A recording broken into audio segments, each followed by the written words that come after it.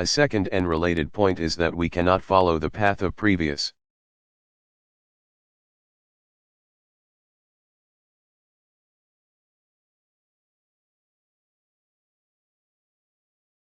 Great powers who sometimes defeated themselves through overreach.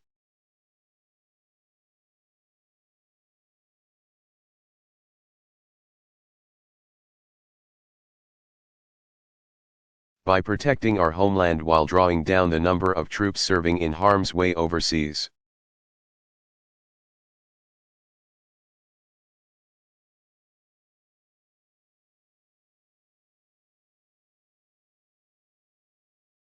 We helped save resources, but more importantly, we saved lives.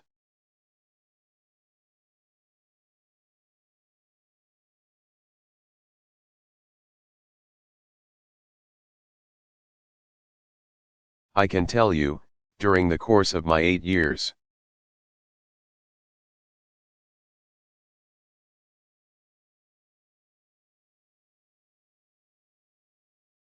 that I have never shied away from sending men and women into danger where necessary.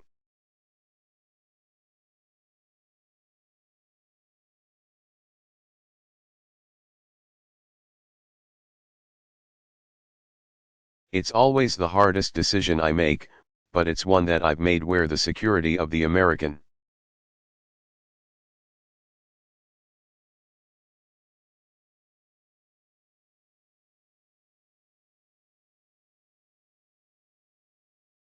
people is at stake. And I've seen the costs.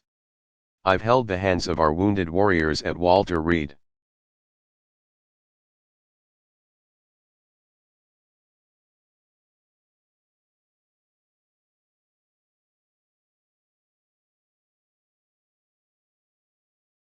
I've met the caskets of the fallen at Dover.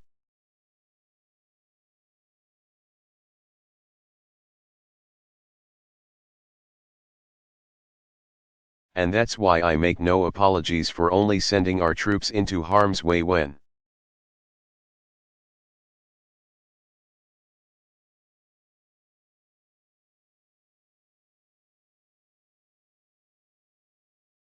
there is a clear mission that is achievable and when it is absolutely necessary.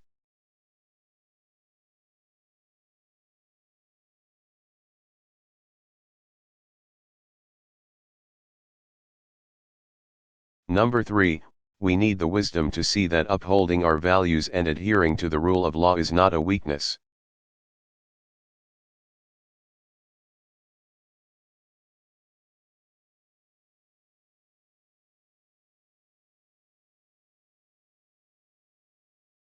In the long term, it is our greatest strength.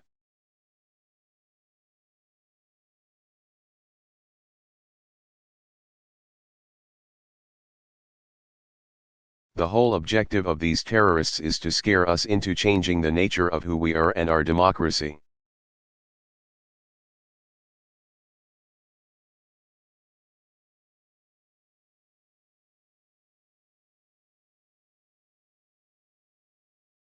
And the fact is, people and nations do not make good decisions when they are driven by fear.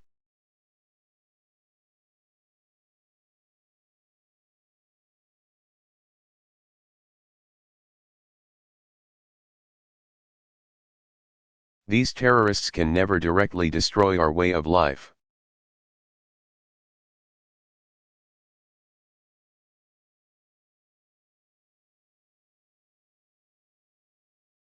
But we can do it for them if we lose track of who we are and the values that this nation was founded upon.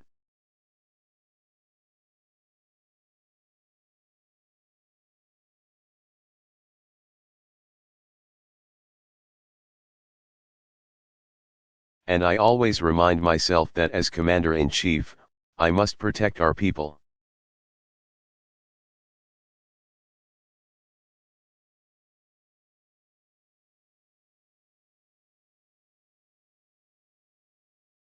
But I also swore an oath to defend our Constitution.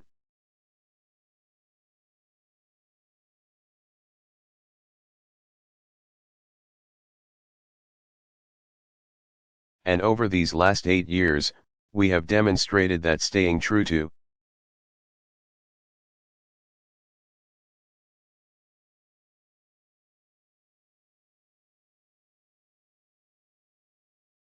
our traditions as a nation of laws advances our security as well as our values.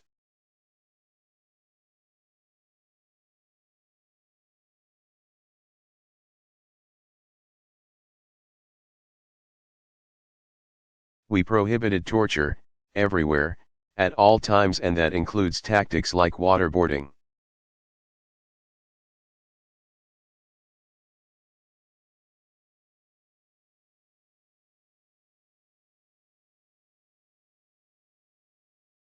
And at no time has anybody who has worked with me told me that doing so has cost us good intelligence.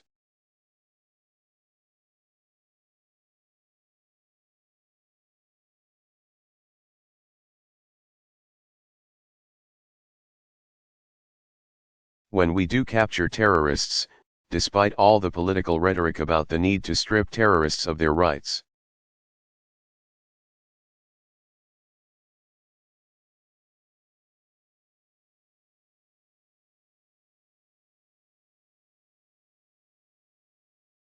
our interrogation teams have obtained valuable information.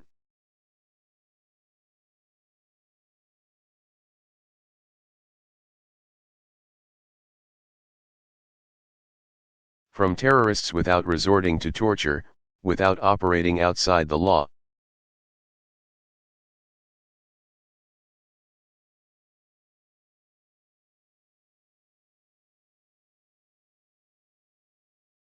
Our Article 3 courts have delivered justice faster than military trials.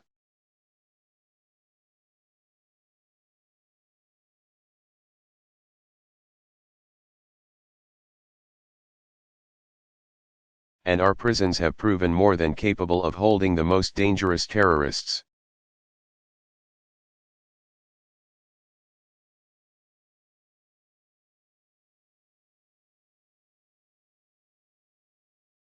Consider the terrorists who have been captured, lawfully interrogated, and prosecuted in civilian courts.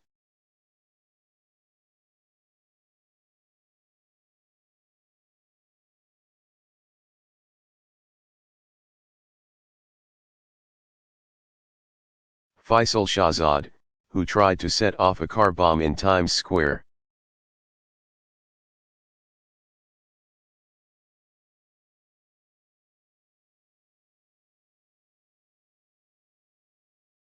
Zohar Tsarnaev, the Boston Marathon bomber.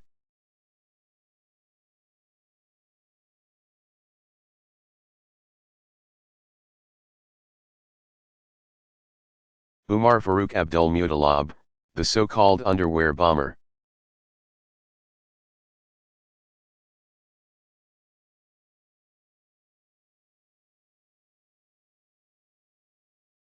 American juries and judges have determined that none of these people will know freedom again.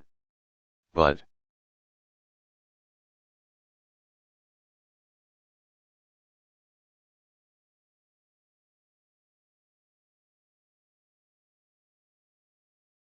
we did it lawfully.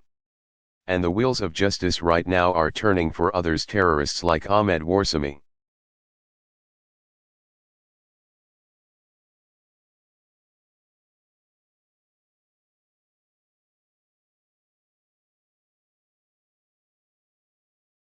An al-Shabaab commander, and Abu Qatala, accused leader of the Benghazi attacks.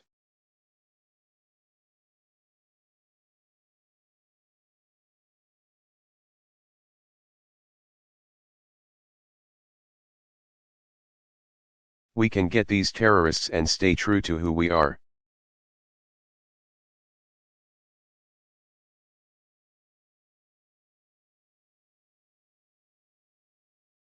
And, in fact, our success in dealing with terrorists through our justice system.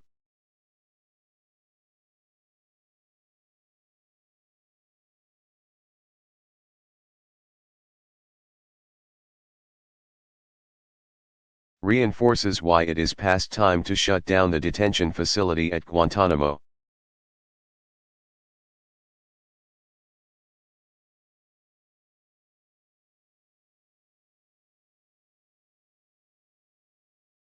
This is not just my opinion, it's the opinion of many military leaders.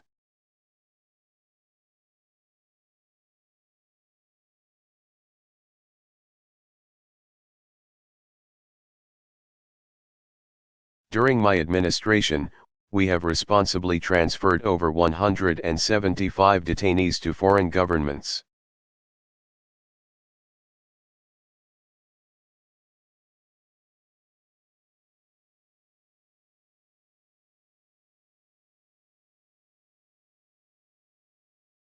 With safeguards to reduce the risk of them returning to the battlefield.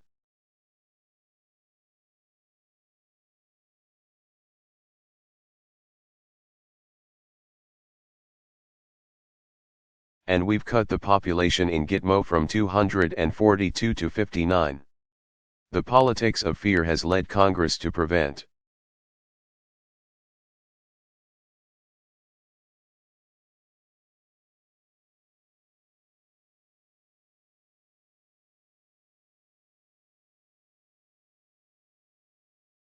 Any detainees from being transferred to prisons in the United States, even though, as we speak,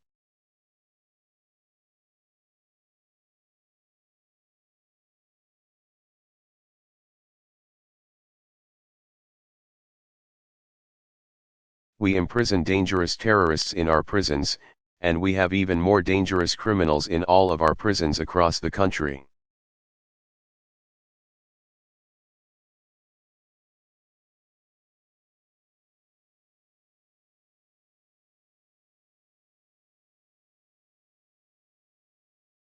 Even though our allies oftentimes will not turn over a terrorist if they think that terrorist could end up in Gitmo.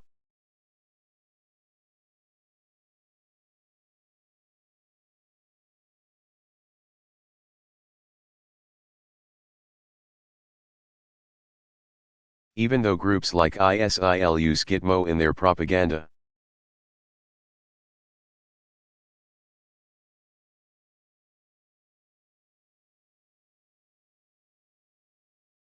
So we're wasting hundreds of millions of dollars to keep fewer than 60 people in a detention.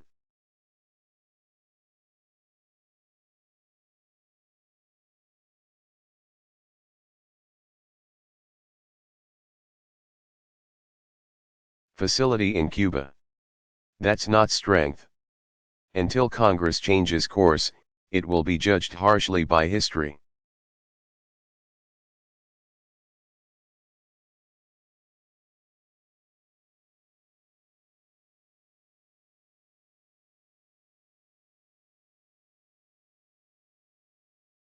And I will continue to do all that I can to remove this blot on our national honor.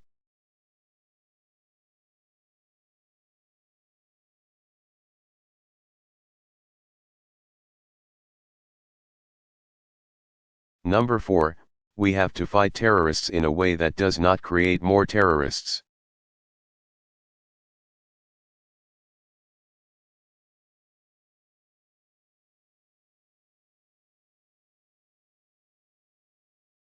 For example, in a dangerous world, terrorists seek out places where it's often impossible to capture them.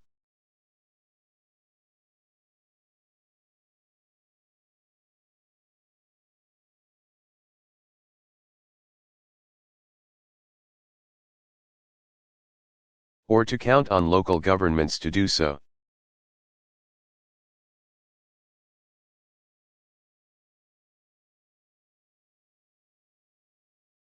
And that means the best option for us to get those terrorists becomes a targeted strike.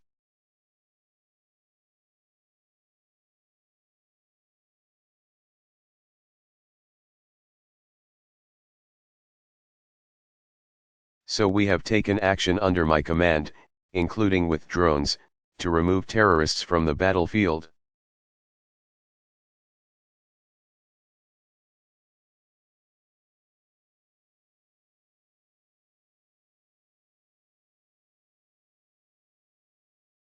Which protects our troops and has prevented real threats to the American people.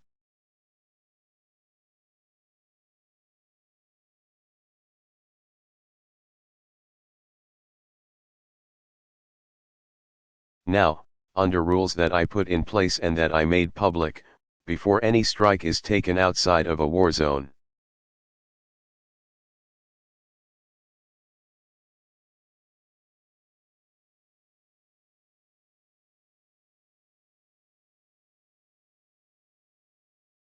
There must be near certainty that no civilians will be killed or injured.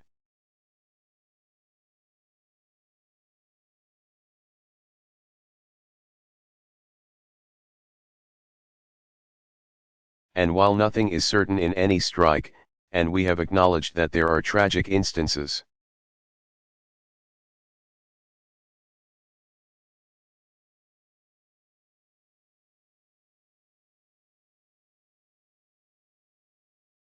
where innocents have been killed by our strikes, this is the highest standard that we can set.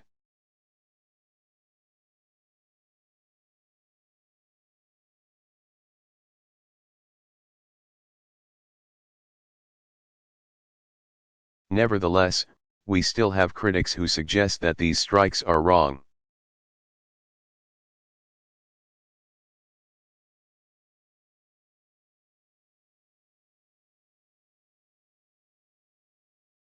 And I say to them, you have to weigh the alternatives.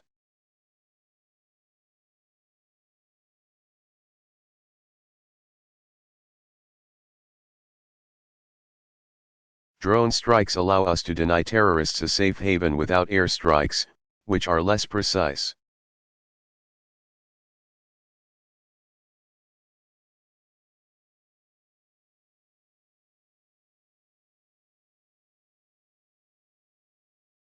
Or invasions that are much more likely to kill innocent civilians as well as American service members.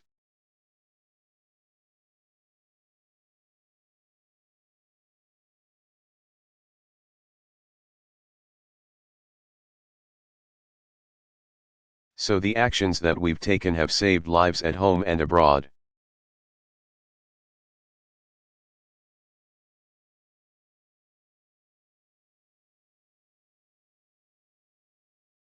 But the point is that we do have to be careful to make sure that when we take actions,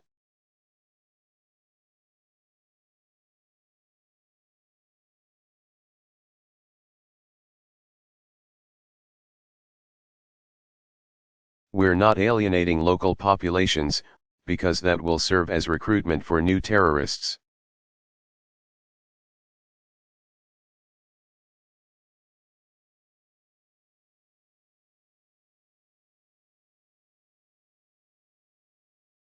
Number 5, transparency and accountability serve our national security not just in times of peace.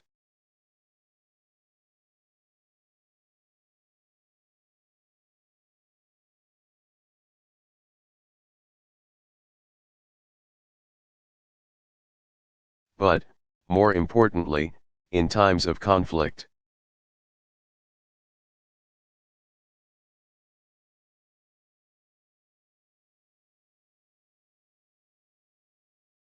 And that's why we've made public information about which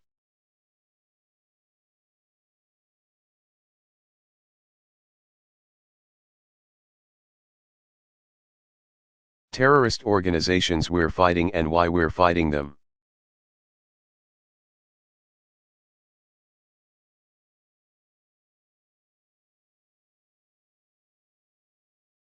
We've released assessments of non-combatants killed in our operations.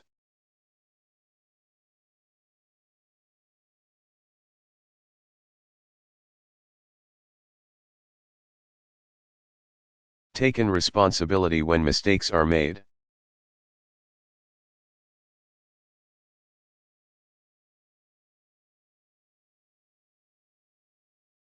We've declassified information about interrogation methods that were wrong so we learn from past mistakes.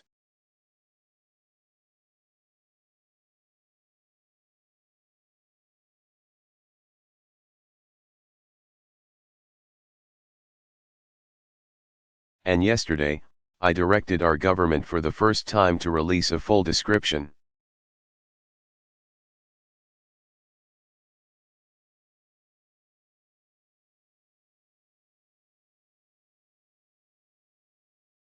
of the legal and policy frameworks that guide our military operations around the world.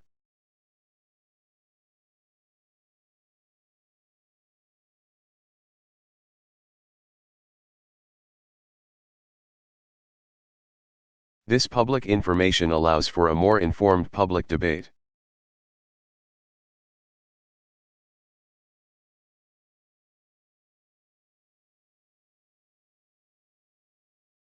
And it provides a potential check on unfettered executive power.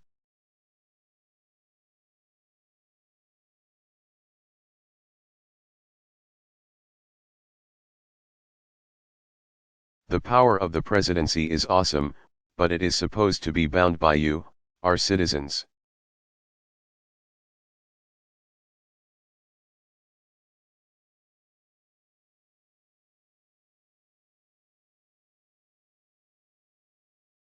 But here's the thing, that information doesn't mean anything.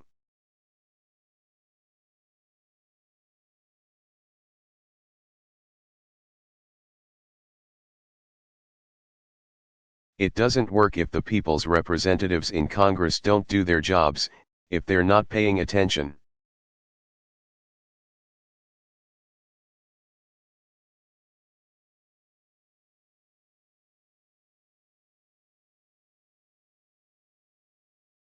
Right now, we are waging war under authorities provided by Congress over 15 years ago.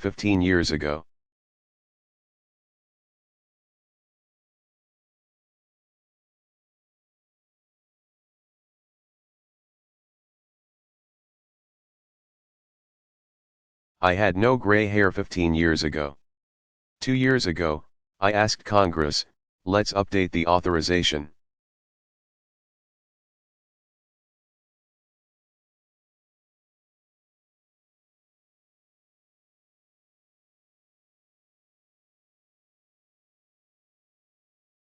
Provide us a new authorization for the war against ISIL, reflecting the changing nature of the threats.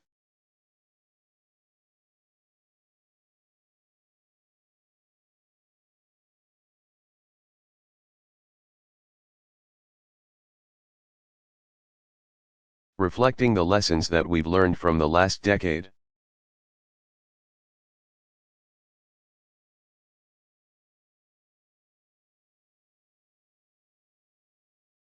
So far, Congress has refused to take a vote.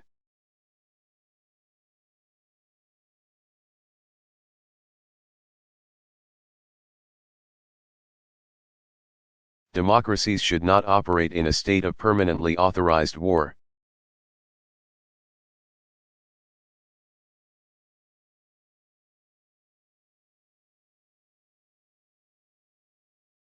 That's not good for our military, it's not good for our democracy.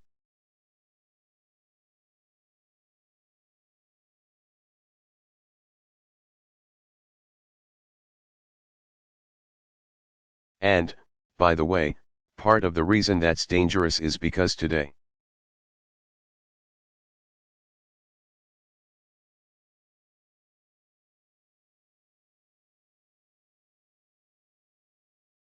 with our outstanding, all-volunteer force, only 1% of the population is actually fighting.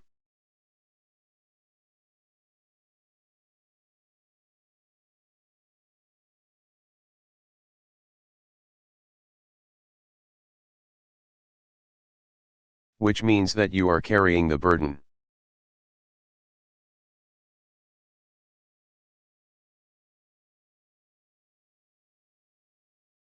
Which means that it is important for us to know what it is that we're doing and have.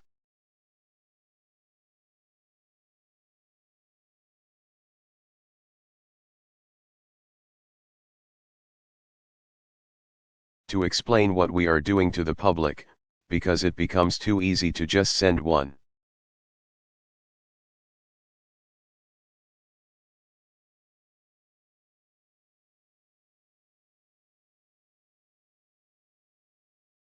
Percent of the population out to do things even if they're not well thought through.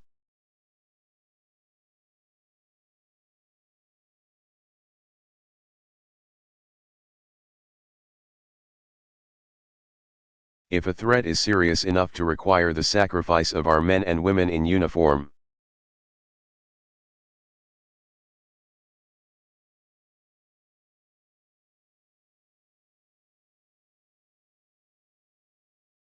Then members of Congress should at least have the courage to make clear where they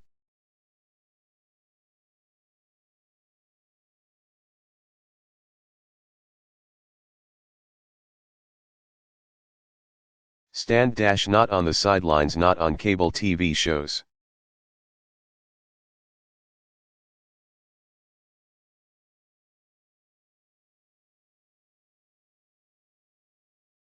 But by fulfilling their constitutional duty and authorizing the use of force against the threats that we face today.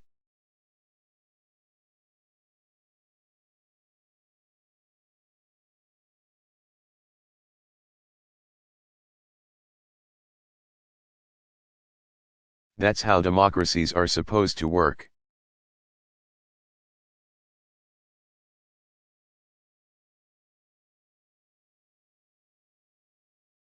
Number 6, alongside our outstanding military work, we have to draw upon the strength of our diplomacy.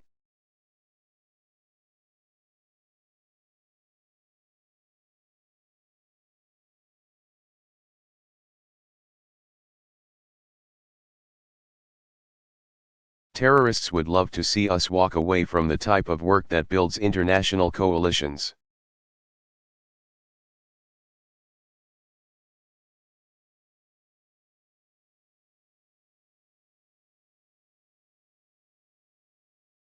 And ends conflicts, and stops the spread of deadly weapons.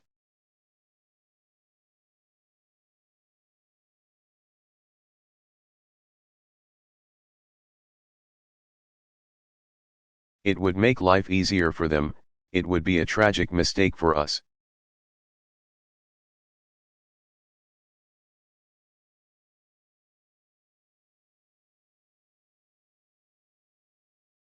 Just think about what we've done these last 8 years without firing a shot.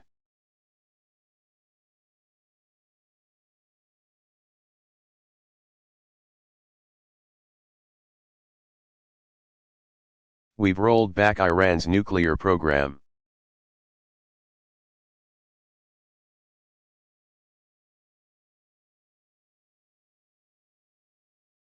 That's not just my assessment, that's the assessment of Israeli intelligence.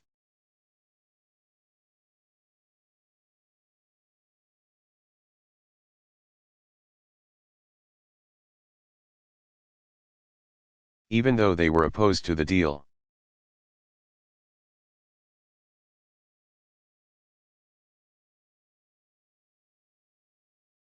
We've secured nuclear materials around the globe, reducing the risk that they fall into the hands of terrorists.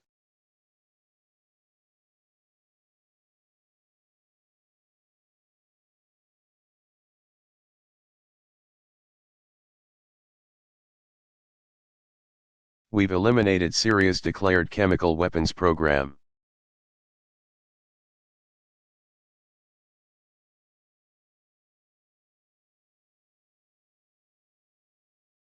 All of these steps have helped keep us safe and helped keep our troops safe.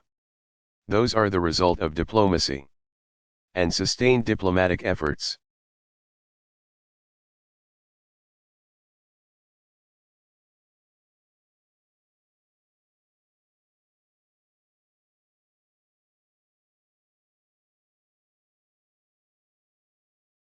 No matter how frustrating or difficult they sometimes appear.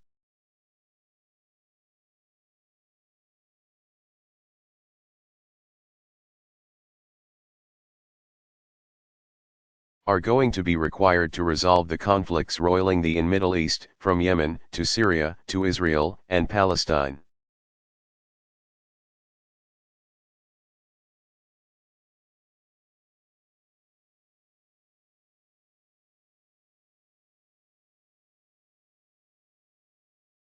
And if we don't have strong efforts there,